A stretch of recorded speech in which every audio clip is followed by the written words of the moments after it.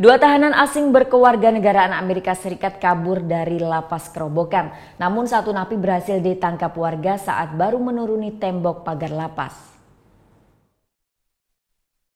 Dua narapidana warga negara Amerika Serikat, Christian Beasley dan Paul Anthony Hoffman, berusaha kabur dari sel tahanan lapas Kerobokan Senin pagi. Keduanya kabur dengan memanjat tembok pagar lapas menggunakan tangga dan tali. Namun satu napi bernama Paul Anthony terjatuh saat akan menuruni tembok dan menimpa bedeng buruh proyek yang ada di sekitar lapas. Paul berhasil ditangkap oleh petugas proyek dan diamankan kembali ke lapas. Sedangkan Christian berhasil kabur.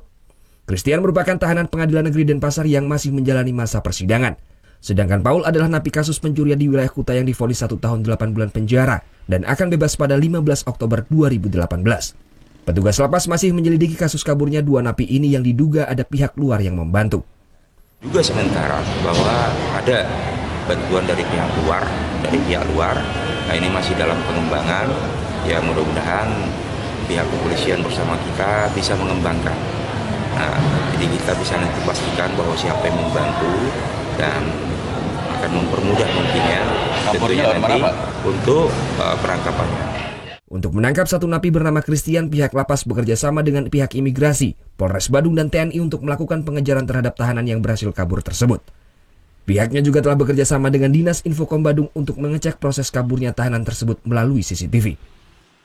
Surya Sanjaya melaporkan untuk NET.